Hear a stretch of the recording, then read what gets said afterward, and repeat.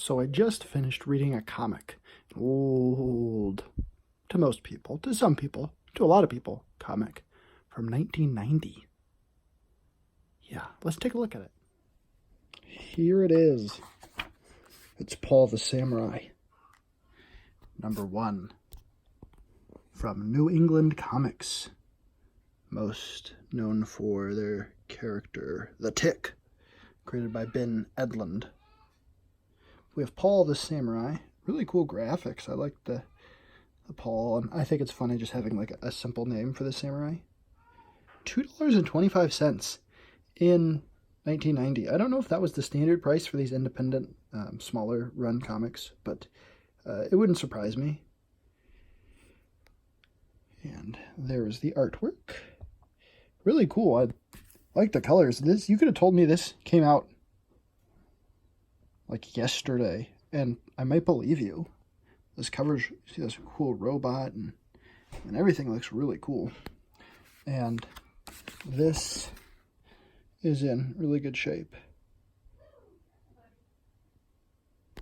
This particular copy I have is in really good shape.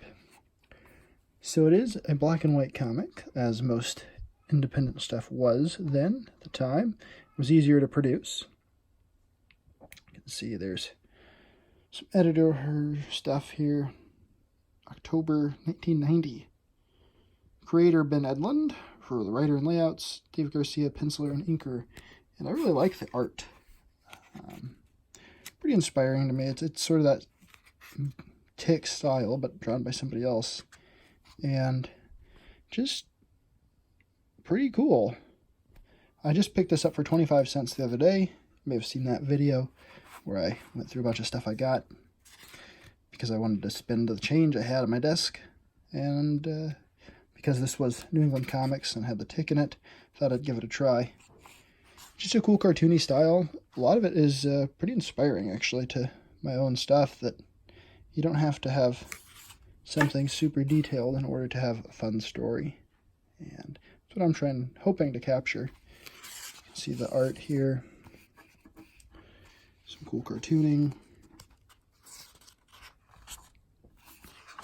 Skip through here, and here's the Tick. And Paul the Samurai is conversing with him.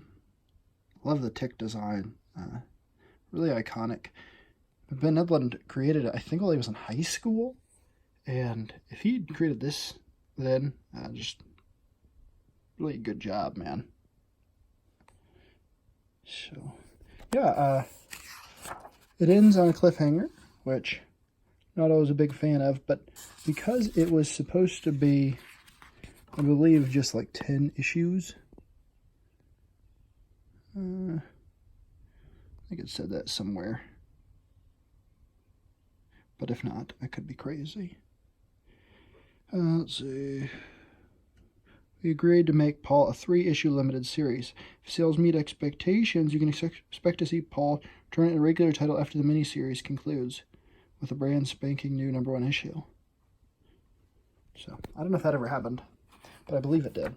But this New England Comics stuff was pretty cool. So New England Comics was really just a comic shop, and in order to like promote themselves, they used the Tick in some newsletters, and then that turned into these comics, and they did a really good job of putting these together and made a lot better stuff than even some of the people at the time that were working for bigger companies.